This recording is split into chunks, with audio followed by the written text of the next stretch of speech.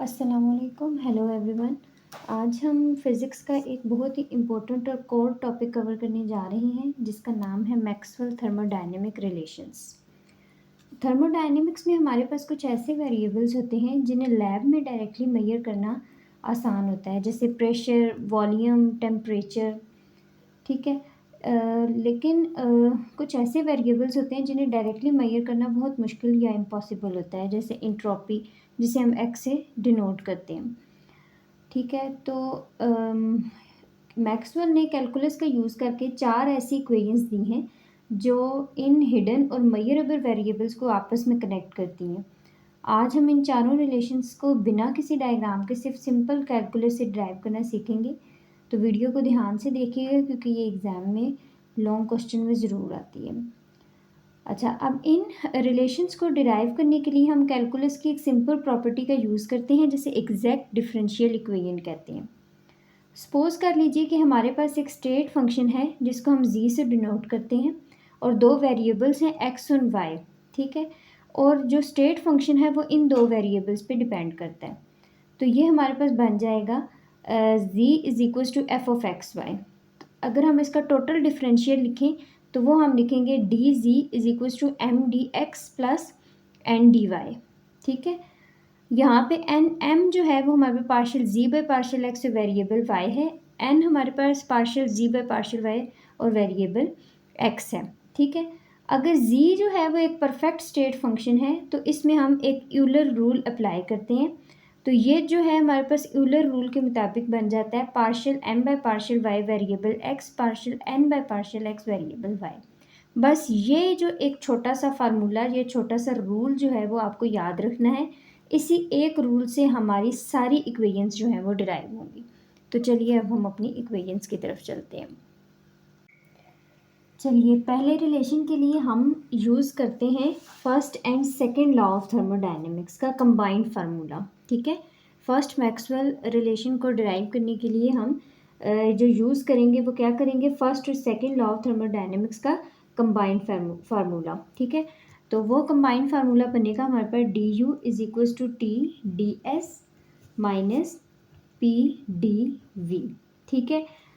अब U आपके पास जो है वो इंटरनल एनर्जी है, S आपको पता है एंट्रोपी है और V आपके पास वॉल्यूम है। ठीक है। अगर आप इस इक्वेशन को, हमारी स्टैंडर्ड इक्वेशन, हमने स्टैंडर्ड इक्वेशन क्या बनाई थी, d g is equals to m d x plus n d y, ये हमारी स्टैंडर्ड इक्वेशन है। ठीक है। अगर हम इस इक्वेशन को इस स्टैंडर्ड इक्वेशन से कंपेयर करते हैं तो हमें पता चलता है कि Z जो है वो U के इक्वल है, x जो है वो s के इक्वल है, y जो है वो v के इक्वल है, m आपके पास जो है वो t के इक्वल है और n जो है वो माइनस p के इक्वल है। जस्ट हमने इन दो इक्वेशंस को कंपेयर किया है। ठीक है। तो क्योंकि हम अब यहाँ पे हमारे पास हम इंटरनल एनर्जी का यूज़ कर रहे हैं तो इंटरनल एनर्जी यहाँ पे एक स्टेट फंक्शन बन गया है। तो हम इस पर यूलर रूल अप्लाई करेंगे। जब इस पर हम यूलर रूल अप्लाई करेंगे तो ये बन जाएगा partial m by partial y variable x is equals to partial n by partial x और वेरिएबल y। ठीक है। अब यहाँ पे हमारे पास क्योंकि m जो है वो t के इक्वल था और n p के इक्वल था माइनस p के, तो ये हमारे पास बन जाएगा partial t bye partial v variable s, क्योंकि x भी हमारे पास s के इक्वल था। ठीक है। माइनस, क्योंकि p के साथ माइनस है तो partial p by partial s, y भी v के इक्वल था तो इसकी जगह वेरिएबल v हो जाएगा। तो ये हमारे पास क्या डिराइव होगी है, फर्स्ट मैक्सवेल इक्वेशन। तो देखें कितनी सिंपल थी, जस्ट हमने जो है वो first second law of thermodynamics को यूज़ किया, उसके बाद उसकी स्टैंडर्ड जो इक्वेशन है उसको कंपेयर किया और यूलर रूल अप्लाई करने के बाद हमारे पास जो है वो फर्स्ट मैक्सवेल इक्वेशन डिराइव हो गई है। ठीक है। अब हम अपनी सेकंड मैक्सवेल रिलेशन की तरफ चलते हैं। ओके जी, अब हम चलते हैं अपनी सेकंड मैक्सवेल रिलेशन की तरफ। अब दूसरे रिलेशन के लिए ना हम हेल्महोल्ट्ज़ फ्री एनर्जी का यूज़ करेंगे जिसका फार्मूला होता है F is equals to u minus T S. इसको डिफ्रेंशिएट करते हैं, d f is equals to t u minus t D S minus S D T. ठीक है। हमें पता है कि हमने डी यू की वैल्यू निकाली है, d u is equals to T D S minus P D v first Maxwell equation में। ठीक है, सिंपल इसकी वैल्यू को यहाँ पुट कर देंगे, d f is equals to T D S minus P D v minus t D S minus S D T. ठीक है, यहाँ पे ये वाला जो टी डी एस और ये minus t D s cancel हो जाएंगे, तो डी एफ हमारे पास आ जाएगा minus P D v minus S D t. अब फिर से वही कंपैरिजन करते हैं। ठीक है, यूलर रूल को हम कंपेयर करते हैं इस इक्वेशन के साथ। तो हमारे पास यूलर रूल के मुताबिक या अकॉर्डिंग टू यूलर रूल हमारे पास ये बन जाएगा पार्शियल माइनस पी, क्योंकि पी के साथ माइनस है, divided by partial t, variable है इसका v is equals to partial minus s by partial v, variable है t। ठीक है, दोनों तरफ का जो माइनस साइन है वो कैंसिल हो जाएगा, तो हमारे पास सेकंड मैक्सवेल इक्वेशन बन जाएगी partial p by partial t, variable v, partial s bye partial v, variable t। तो ये हमारे पास जो है वो सेकंड मैक्सवेल इक्वेशन भी डिराइव हो गई है। अब हम अपनी थर्ड मैक्सवेल इक्वेशन की तरफ चलते हैं। ओके, तीसरे रिलेशन के लिए हम यूज़ करेंगे एंथैल्पी H। ठीक है, सबसे पहले एंथैल्पी का फार्मूला लिख लेते हैं, H is equals to U plus p v. फिर इसको डिफ्रेंशिएट कर लेते हैं, d h is equals to d u plus p D v plus v d p. ठीक है, दोबारा हमें पता है कि डी यू जो है वो इक्वल है t D S minus P D v के, हमने फर्स्ट मैक्सवेल इक्वेशन में डिराइव की है। इसकी वैल्यू को पुट करते हैं, d h is equals to T D S minus P D v plus p D v plus v d P.